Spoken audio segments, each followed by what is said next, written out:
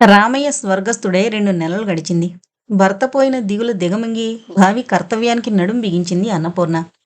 ఒక్క క్షణం కూడా వృధా చేయడానికి వీల్లేని పరిస్థితి. అందుచేతనే భగవద్దత్తమైన అవకాశం జారవిడుచుకోదలుచుకోలేదు. ఆ అవకాశం దినపత్రికలో వెలువడిన ప్రకటన. ప్రకటన చూడగానే తానే స్వయంగా వెళ్లి వివరాలు తెలుసుకోవడం శ్రేయస్కరమని నిశ్చయించుకుని వెంటనే బస్సులో బయలుదేరింది. కండక్టర్ చెప్పిన వివరాలు ఆధారంగా జమీందారు ఇల్లు ఆచూకీ తెలుసుకోవడానికి ఆమెకేమాత్రం ఇబ్బంది కలగలేదు. ఆ గ్రామానికి అంతటికీ ఎత్తైన కట్టడం అదే.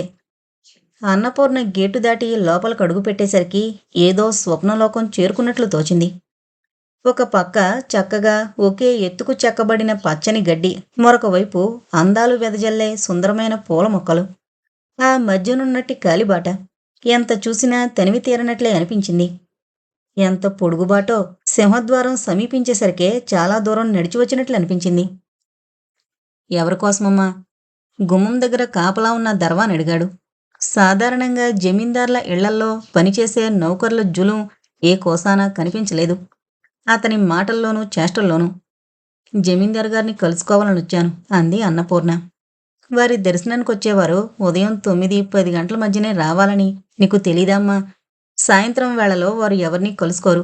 రేపుదయం రామ్మా అని గౌరవంగా సమాధానం చెప్పాడు. పొరుగురు నుంచి వచ్చాను. ఇప్పుడింక వెళ్ళి రావడానికి వ్యవధి లేదు.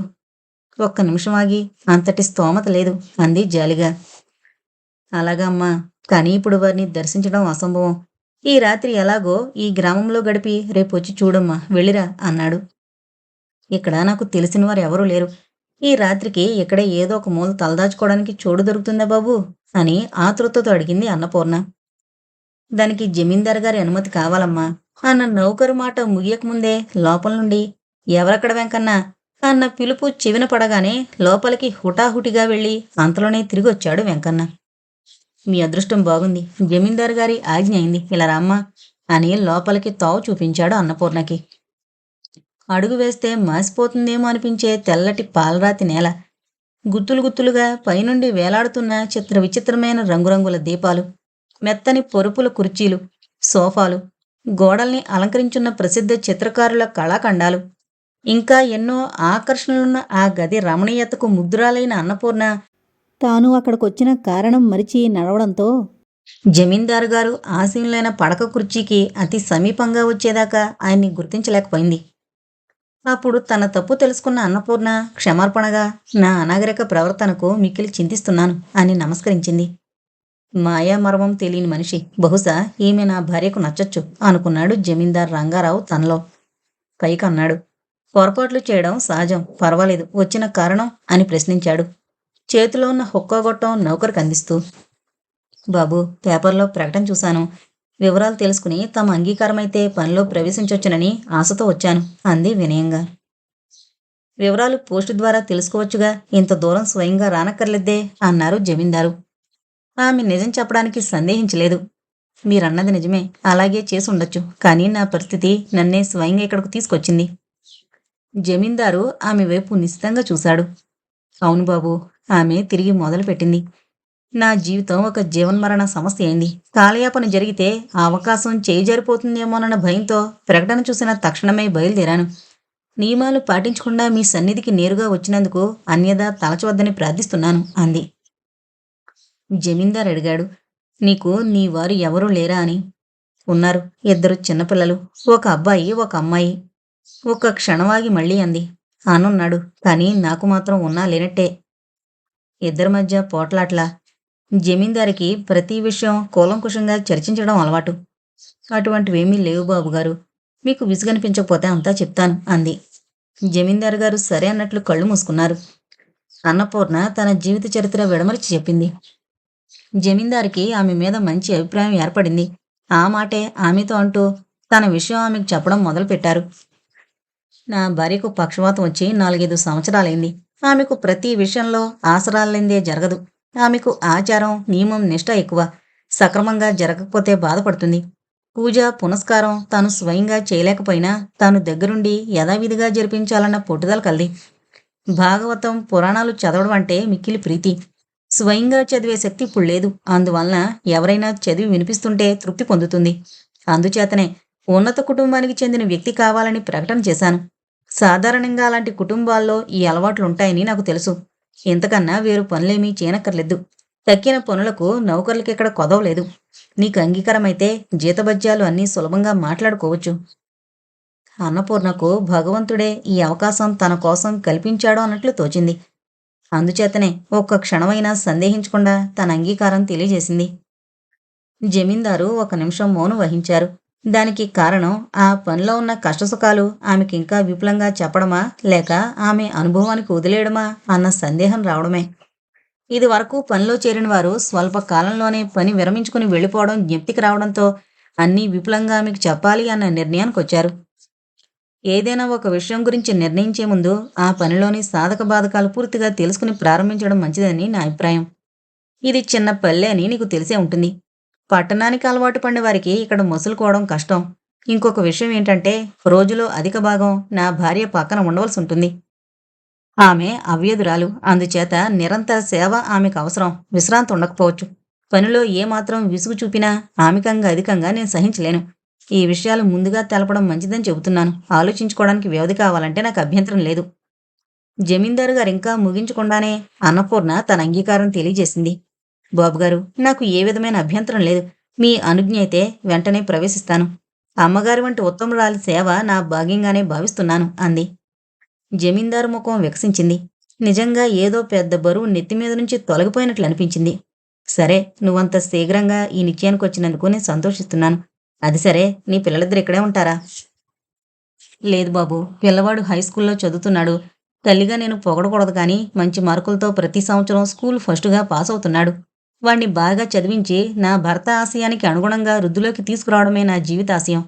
ఆడపిల్లని ఇక్కడే ఉంచుకుని నేనే దానికి చదువు నేర్పుతాను. ఒక్క నిమిషం ఆగి తీరుకుంటే అంది అన్నపూర్ణ తన బాధ్యత గుర్తిస్తూ. జమీందారు అన్ని విషయాల్లో సంతృప్తి చెందారు. ఆ మాటే తిరిగి అన్నపూర్ణతో అనకుండా ఉండలేకపోయాడు. నువ్వు పనిలో చేరడం నాకు సంతోషంగా ఉంది. నాకు వ్యవహారాల పరిష్కారంలో క్షణం తీరుకుండదు. తరచూ పట్నంలోనే ఉండాలి. నిజం చెప్పాలంటే నా మకామంతా అక్కడే. ఇక్కడ ప్రశాంత వాతావరణం నా భార్యకు సుఖంగా ఉందని చెప్పడంతో ఆమెనిక్కడే ఉంచుతున్నాను. కొంతకాలంగా నీ వంటి వ్యక్తి కోసం ఎదురు చూస్తున్నాను. నువ్వొచ్చావు. ఆమె బాధ్యత నీకు అప్పగిస్తున్నాను అన్నాడు. జమీందారికి కుస్థిత బుద్ధి లేదు. ఈ పనికింత ఇవ్వాలన్న మనస్తత్వం లేనివాడు. భగవంతుడు తనకు ప్రసాదించిన దానిలో కొంత ఇతరులకు సహాయపడడం ధర్మమని నమ్మిన వ్యక్తి. ఆయన చేసిన ఏర్పాటు అన్నపూర్ణ కలలో కూడా ఆశించిందవడంతో తన ఎదురుగా ఉన్నది భగవంతుడే అన్నట్లు వందనం చేసి తన కృతజ్ఞత తెలుపుకుంది. పుట్టింది మొదలు కష్టాలనే చవిచూసిన అన్నపూర్ణకు జమీందారిని సేవలో కాలం సుఖంగా జరుగుతున్నట్లు అనిపించింది. సంతోషమేమిటంటే జమీందారిని ఏనాడూ తనని ఒక సేవకురాలుగా చూడలేదు. తాను కూడా తన తల్లికి సేవ చేస్తున్నట్లే భావించింది గాని జీతానికి కుదిరిన సేవకురాలుగా ఎన్నడూ తలచలేదు. ఆమె సాన్నిహిత్యంలో ఒక ఆదర్శ హిందూ స్త్రీ ఎలా ఉండాలి అనేది నేర్చుకుంది. కాని అంతటి సుఖ సమయంలో కూడా అన్నపూర్ణ మనసుకు కలవరపరిచే ములుకులాంటి సమస్య మెల్లమెల్లగా మొలకెత్తింది. ఆ సమస్య చిట్టి ప్రవర్తన. చిట్టిది ఆది నుంచి దుడుకు స్వభావం. ఎవరినీ లక్ష్య పెట్టకపోవడం, తనకు తోచిందే సరి అన్నట్లు ఇతరులను ఎదిరించి సమాధానం చెప్పడం కాలంతో పాటు వృద్ధి చెందిందే కాని అదుపులోకి రాలేదు. అన్నపూర్ణ దీన్ని గమనించిన సంసార తాపత్రయంలో అలసి పిల్లలను తీర్చిదిద్దే సావకాశం పొందలేకపోయింది. ఇక జమీందారిని సేవలో ఎక్కువ కాలం గడపడంతో చిట్టికి స్వాతంత్రం ఎక్కువైంది. ఇంత ఆలస్యమైంది, ఎక్కడున్నావు ఎంతసేపు అని దండించి అడిగితే ఏం చేయమంటావు, ఈ గూబ్యంలో ఎంతసేపని ముక్కుముసు కూర్చోవడం అని తిరుగు సమాధానం చెప్తోంది. పాఠాలు చదివావా అంటే ఏమో, ఎంత చదివినా నాకు తలకెక్కడం లేదు అని మొండి సమాధానం. అన్నపూర్ణ చాలా విధాల ప్రయత్నించింది. కాని చిట్టి స్వభావంలో మార్పు రాలేదు. ఇంకా చెప్పాలంటే మొండితనం రాటు తేలింది. చదువు లేకపోతే ఎందుకో పనికిరావు. అన్నయ్యను చూసైనా బుద్ధి తెచ్చుకో. ప్రతి సంవత్సరం ఫస్టుగా ఎలా పాస్ అవుతున్నాడో అని మందలిస్తే నన్ను కూడా పట్నం స్కూలుకు పంపించు. అన్నయ్య కంటే ఫస్టుగా పాస్ అవుతాను. నువ్వు చెప్తే నాకు అర్థం కావడం లేదు అని ముందు కాళ్లకు బంధం వేసింది. అదేంటి చిట్టి అలా అంటావు? ఏదో పుణ్యాత్ముల ధర్మం అని అన్నయ్యని చదివించగలుగుతున్నాను. నిన్ను కూడా స్కూలుకు పంపాలంటే ఎలా సాధ్యమవుతుంది? చదువుకోవాలన్న శ్రద్ధ ఉంటే స్కూలే కావాలా? నువ్వు అడిగితే నీకింకా బాగా అర్థమయ్యేలా చెబుతాను. ఆ తర్వాత ప్రైవేటుగా పరీక్షకు రాయొచ్చు అని ఆమె ఇంకా పూర్తిగా చెప్పకముందే మధ్యలో చిట్టి రొసరొసలాడుతూ అంది. అవును, ముందు నుంచి అన్నయ్య అంటేనే నీకు తగని ప్రేమ. నేను కాందాన్ని. అందుకే నన్ను తీసుకొచ్చి ఈ నరక కుప్పంలో తోశావు అంది చిట్టి నిష్ఠూరంగా. ఆ మాట చిట్టి నోటి నుంచి రాగానే అన్నపూర్ణ ఆగ్రహానికి అవధులు లేకుండా పోయాయి. ఏంటి కూసావ్? ఇది నీకు నరకమా? ఏ ధర్మమూర్తుల చల్లని నీడలో కూటికి గుడ్డకు లోటు లేకుండా బ్రతుకుతున్నామో, ఏ పుణ్యమూర్తుల అనుగ్రహంతో అన్నయ్యకి అడ్డంకులు లేకుండా చదివించి మీ నాన్నగారి ఆశయసిద్ధి నెరవేర్చాలని తాపత్రయపడుతున్నానో, ఆ దేవతల పవిత్ర గృహం నీకు నరకంలా ఉందా? చిన్నపిల్లవని ఎన్నాళ్ళు ఓర్పు వహించాను. ఇప్పుడు యుక్త వయసు వచ్చిందానివి. జాగ్రత్త. నాకు అనవసరంగా కోపం తెప్పించుకో. వెళ్ళు. గదిలో కూర్చుని శ్రద్ధగా చదువుకో అని తలుపు మూసింది. అన్నపూర్ణ మాటలు జమీందారునికి కూడా వినపడ్డాయి. ఏమైంది అన్నపూర్ణ? పిల్లనంతగా కోపడుతున్నావు అని అడిగింది. క్షమించండి అమ్మగారు. ఆవేశంలో గట్టిగా అరిచి మీకు చికాకు కలిగించినట్లున్నాను. శ్రద్ధగా చదవడం లేదని చిట్టిని మందలించాను. ఇంకెప్పుడు మీ ప్రశాంతతకు భంగం కలగజేయను అని పరితాపంతో జవాబు చెప్పింది.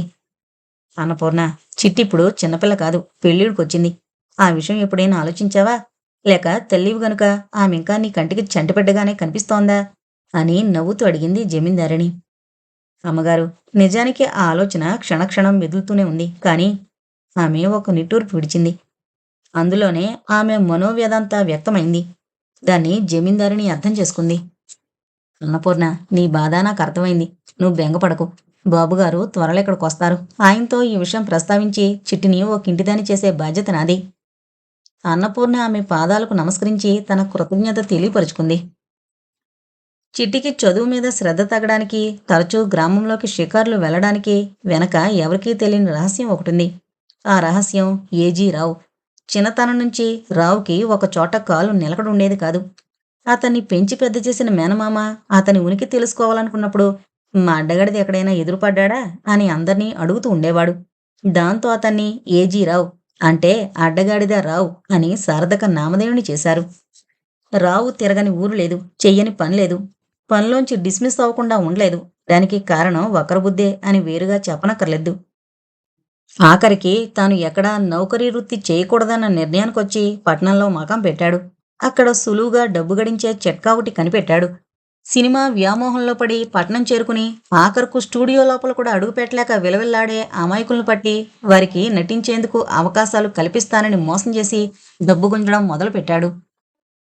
రోజులు సాఫీగా దొర్లిపోతున్నాయని సంతోషిస్తుంటే అతని కర్మానికి ఒక అమాయకురాలు అతని మోసంలో పడ్డం, ఆమె బంధుమిత్రుల కంట తాను పడ్డం, దేహశుద్ధయ్యేలోగా అక్కడి నుంచి పలాయనం చెత్తగించడం అన్నీ క్షణాల మీద జరిగిపోయాయి. బస్సులో కూర్చున్న ఏజీరావు మెదడు తీవ్రంగా పనిచేస్తోంది. గులాబీలకు ముళ్ళు, ఆడపిల్లలకు బాడీగార్డులు వంటి బంధువులను సృష్టించడం బ్రహ్మ తెలివి తక్కువనే నిర్ణయానికొచ్చాడు. ఆడదాన్ని నమ్మినోడు గాడిదే అవుతాడు అని స్వానుభవంతో అనుకున్నాడు. ఇంకా ఏ కాలంలో ఆడపిల్ల జోలికి వెళ్లకూడదని మనసులోనే చెంపలు వాయించుకున్నాడు. కాని అతని బుద్ధి కుక్కబుద్ధి. యథాలాపంగా కిటికీలోంచి బయటకు చూస్తున్న ఏజీరావు దృష్టిలో చిట్టి పడేసరికి ఒళ్ళు జిల్లుమని లాగేసినట్లయింది. దానికి కారణం చిట్టి శరీరతత్వం. దానికి తోడు జమీందారింట పోషణతో అమోనియా వేసి పెంచిన మొక్కలా ఎదిగింది. ఓ వాటే పర్సనాలిటీ. కొట్టుకుపోతే ఇలాంటి పెట్టనే పట్టుకుపోవాలి. తొందరగా 4 రాళ్లు ఏరుకోవాలంటే దీన్ని మార్కెట్లో పెడితే చాలు అని తోచడంతో ఆమె కనిపించకుండా పోతుందన్న తొందరలో కదులుతున్న బస్సులోంచి దుమికాడు. అలా చేయడం అతనికేమీ కొత్త కాదు. కావాలంటే తమాయించుకుని నిలదొక్కోగలడు. కానీ అతని ఉద్దేశం అది కాదుగా. అందుకనే బ్యాలెన్స్ తప్పినట్టు గిరగిరా తిరుగుతూ చిట్టి మీద పడ్డాడు. పడతానన్న భయం అనిపించేటట్లు ఆమెని గట్టిగా వాటేసుకున్నాడు. పొడుచుపిల్లకు పురుష పరిష్వంగం ఏం చేస్తుందో తెలిసిన ప్రవీణుడు ఏజీరావు. ఆకాశం మీద నుంచి ఊడిపడ్డట్టు తనని బాహుబంధంలో బిగించిన ఏజీరావును చూసి ముందు భయపడినా నిజానికి అతని స్పర్శ ఆమెలో ఏదో తెలియని గిలిగింతలు రేకెత్తించింది. పట్టు సడలించిన ఏజీరావు, నువ్వు నిజంగా దేవత అన్నాడు. ఒబ్బేస్తే పొంగని ఆడపిల్లలుండ్రని అతని అనుభవంలో నేర్చిన తొలిపాఠం. ఏంటి అంది, ఊపిరి పీల్చుకోవడానికి అవకాశం రావడంతో. అదే నన్ను ఆపద నుండి రక్షించిన దేవతవు. చిన్నదానివి, లేకపోతే నీ కాళ్లకు ముక్కేవాణ్ణి. నేనేమంత ఘనకార్యం చేశాను అంది చిట్టి. కాని మనసులో సంతోషంతో తబ్బిబ్బైంది. ఎంత మాట, కాలు చెయ్యో విరక్కుండా కాపాడు. ఆలోచిస్తుంటే నిజంగా దేవుడు నిన్నిక్కడకు నన్ను రక్షించడానికే పంపాడేమనిపిస్తోంది. నీ రుణం ఎలా తీర్చుకోగలను? ఎంతో బాధపడిపోతున్నట్లు ఆమె వైపు చూశాడు. ఎప్పుడూ చీవాట్లు తినే బ్రతికే చిట్టికి ఏజీరావు పొగడ్తలు మత్తెక్కించాయి. తనలో అంత మంచిని చూసిన ఏజీరావు మీద ఏదో తెలియని అనురాగం కలిగింది. ఆడపిల్లలతో చెలగాటం అతనికి ఉగ్గుపాలతో వచ్చిన విద్య. తొలి పరిచయం సాగతీయకూడదని, దానిని కొద్ది కొద్దిగా కవ్వించి మెప్పించి వృద్ధి చేసుకోవాలని తెలిసిన ఏజీరావు వెంటనే ఆమెతో అన్నాడు, నేను రేపు సాయంత్రం మళ్ళీ వస్తాను. ఇక్కడే నీ కోసం ఎదురు చూస్తూ ఉంటాను. Thanks again. బై బై అని సమాధానానికి ఎదురు చూడకుండా ఒక్కమారు ఆమె భుజం తట్టి వెళ్ళిపోయాడు. చిట్టికి ఏదో లోకంలో తేలిపోతున్నట్టు అనిపించింది. ఇల్లు చేరుకుంది. నిజంగా అది నరకంలాగే తోచింది. మరునాడు తొందరగా వస్తే ఎంత బాగుండు అనుకుంది. ఆ రాత్రంతా ఏజీరావు గురించి తలచకుండా ఉండలేకపోయింది. అభం శుభం తెలియని చిట్టిని బుట్టలో పెట్టడానికి అనుభవ చక్రవర్తి ఏజీరావుకి ఎంతో కాలం పట్టలేదు. ప్రతిరోజు ఊరు చివరనున్న మామిడి తోటలో రహస్యంగా కలుసుకునే ఏర్పాటు చేశాడు. అక్కడ సినిమాలనే ఇంద్రలోకంతో ఆమెకు మతిభ్రమణం కలిగించేలా చిత్రించి మైమరిపించాడు. కొంత సాహసం చేస్తే ఆ ఇంద్రలోకంలో మనిద్దరం దేవతల్లా విహరించొచ్చు అన్నాడు ఏజీరావు. తన మీద చిట్టికి తిరుగులేని నమ్మకం కుదిరిందన్న నగ్న సత్యం గుర్తించిన వెంటనే. సాహసమా? ఏంటది అని అమాయకంగా అడిగింది చిట్టి. ఏం లేదు, ఇదివరకే సినిమా తలపెట్టి చాలా పెట్టుబడి పెట్టాను. ఇంకొక 15,000 ఉంటే పూర్తవుతుంది. అప్పుడు లక్షల లాభానికి అమ్మేయచ్చు. ఇంక చూడు, నువ్వు, నేను, రాణి, రాజా. ఆమె కళ్ళు ఆనందంతో మెరిశాయి. కాని అంతలోనే నిరుత్సాహం ఆవరించింది. దానికి కారణం భర్తీ చేయవలసిన 15,000. అవి ఎలా వస్తాయి? ఆ ప్రశ్నే అతన్నడిగింది. అందుకే శాసించాలంటున్నాను అని యథాలాపంగా జమీందార్ గారింట్లో ఆ సొమ్మొక లెక్క నువ్వు తలచుకుంటే తనలో తాను మాట్లాడుకుంటున్నట్టు నసిగాడు. అమ్మ బాబోయ్ అని అరిచింది చిట్టి అతని అభిమతం గ్రహించగానే. రావు ఆ కేకకు అదిరిపడ్డాడు. ఆ అరుపు గ్రామం అంతా వినిపించుంటుందని, తమిద్దరినీ పసిగట్టి ఒళ్ళు హోనం చేస్తారని కంగారు పడిపోయాడు. నా వల్ల కాదు అంది చిట్టి. ఏదో విధంగా నువ్వు సంపాదించి తీరాలి చిట్టి అంటూ గోముగా కొంచెం కోపంగా అన్నాడు రావు. చివరకు కొన్ని క్షణాల అనంతరం చిట్టి మెదడులో ఏదో ఉపాయం తట్టినట్లుంది. తల వంచి ఏదో తీవ్రంగా యోచిస్తున్న చిట్టి చుబుకం ఎత్తి, అంత తేలేను, కాని ఎంతో కొంత తేగలను, అది కూడా వెంటనే తీర్చే ఒప్పందం మీద. ఆగిపోయిన ఊపిరి మళ్లీ అందుకుంది రావుకి. ఎంత తేగలవు? ఎలా తెస్తావు?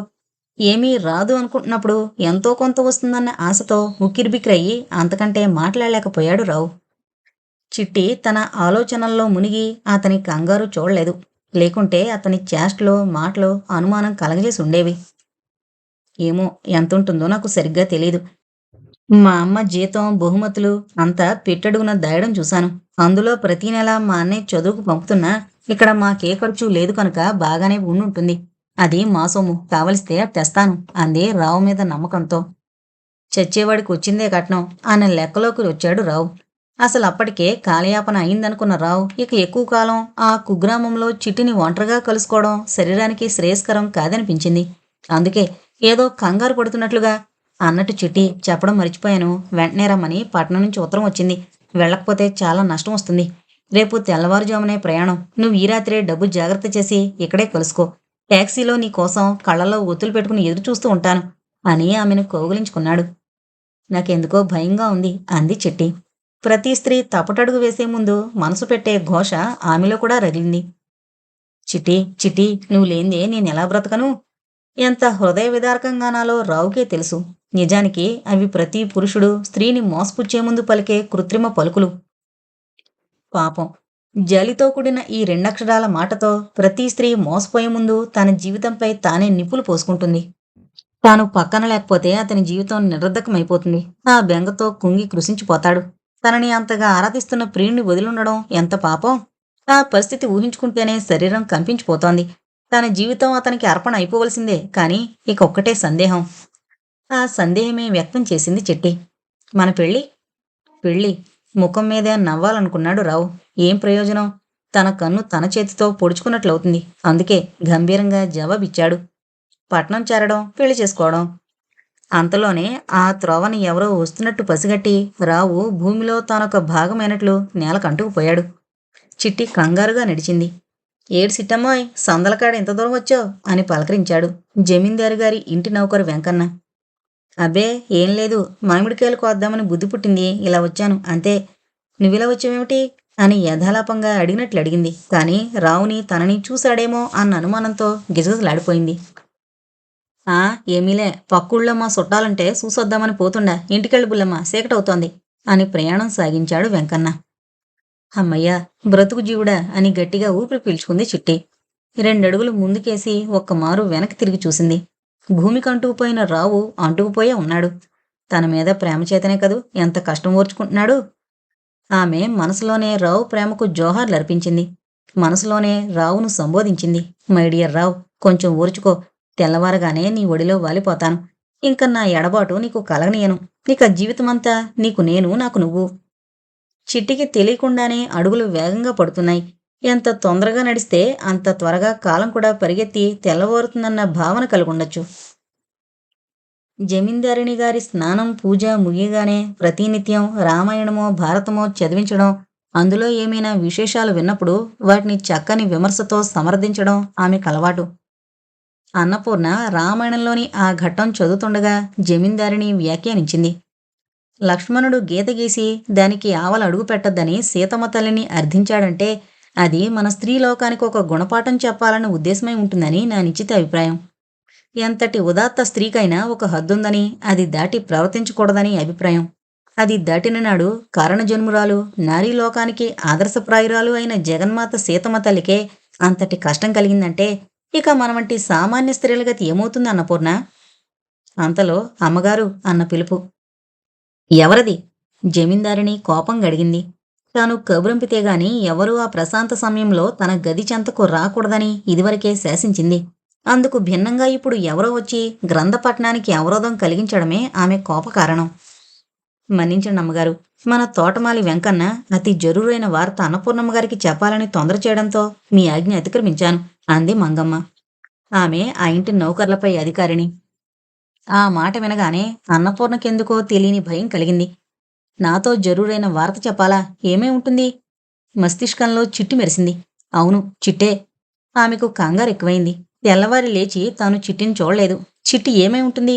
చిట్టికి ఏ అపాయమూ కలగలేదు కదా. అదే ఏదో అయి ఉంటుంది. లేకపోతే వెంకన్న తనకు అంతకన్నా ఏం చెప్తాడు? ఆమె క్షణం కూడా ఇంకక్కడ నిలబడలేకపోయింది. క్షమించండి అమ్మగారు అంటూ బయటికి కంగారుగా పరిగెత్తింది. వెంకన్నని చూస్తూనే తడబడుతున్న స్వరంతో అడిగింది.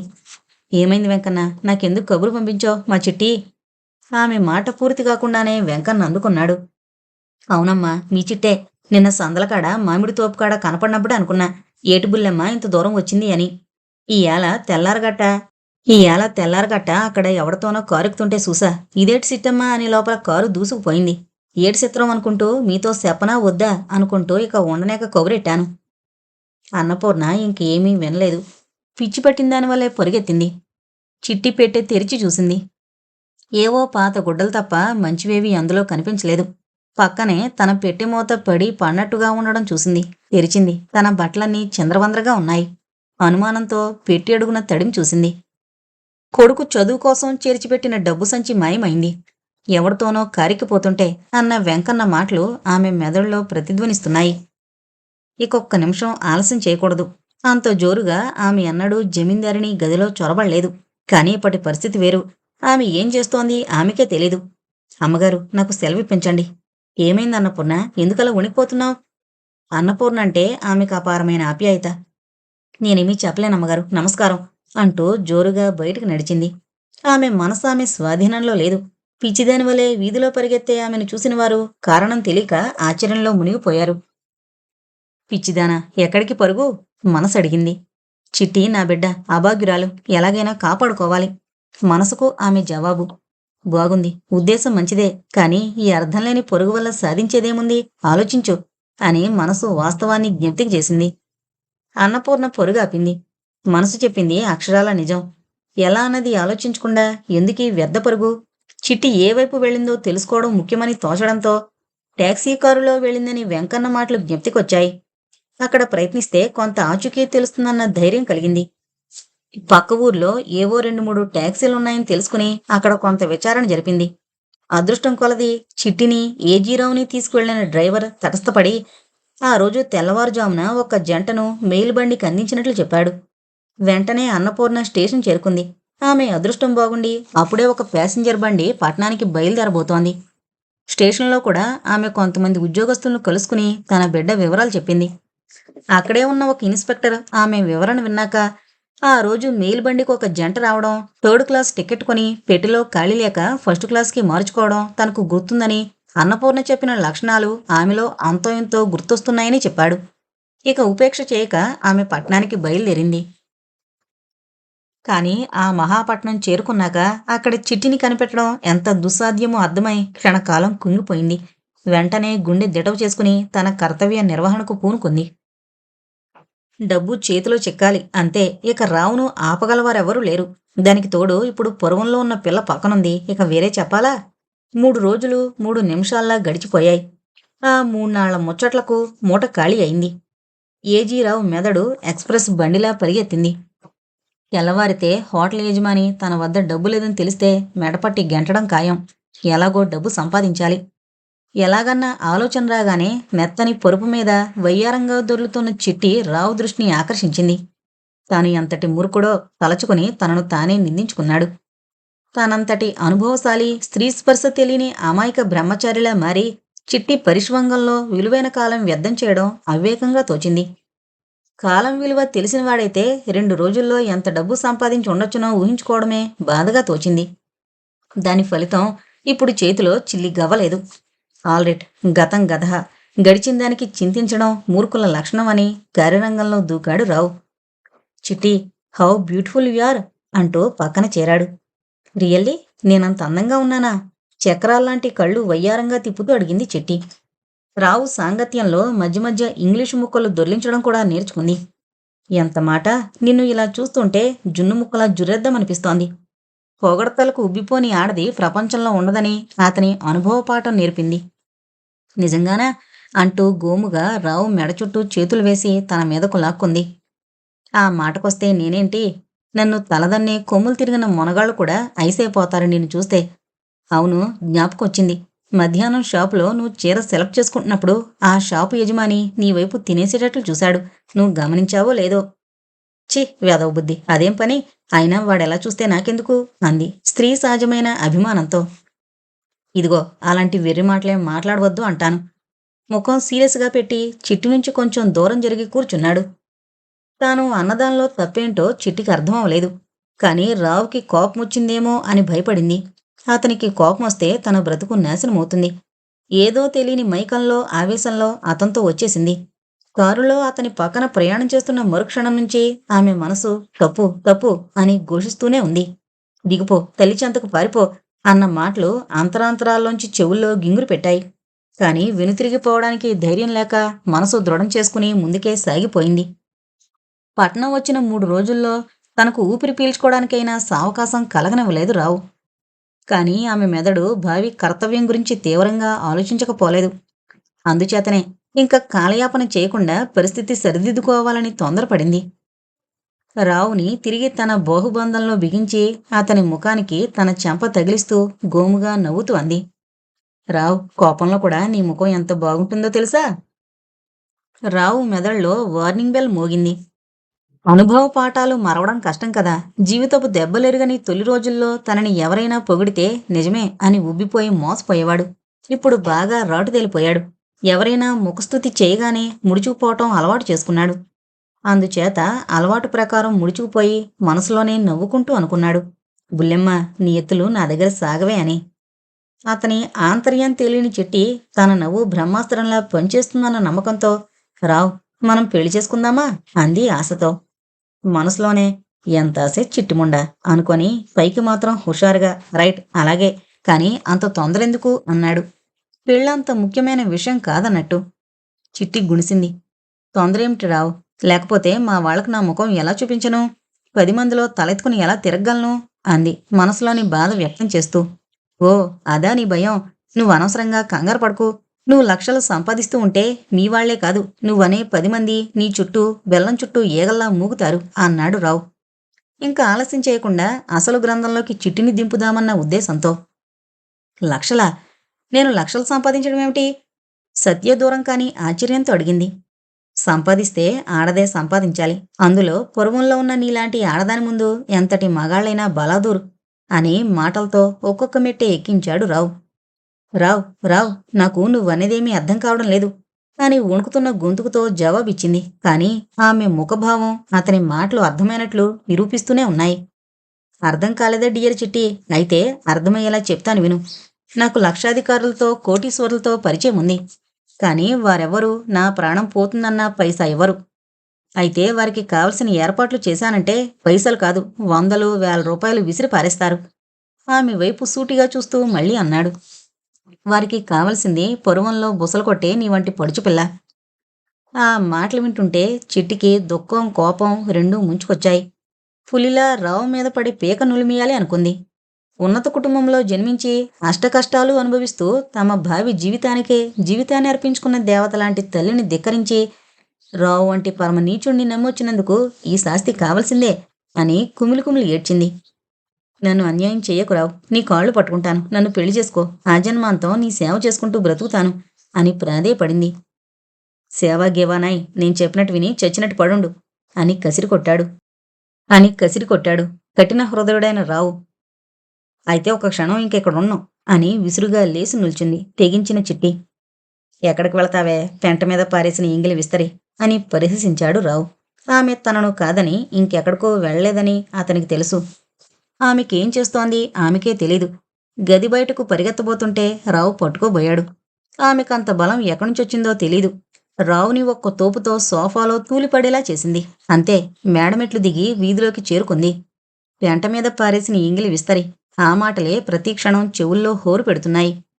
చిట్టి, అమ్మా చిట్టి! ఎవరిదో పరిచిత కంఠం దూరం నుంచి లీలగా వినపడింది.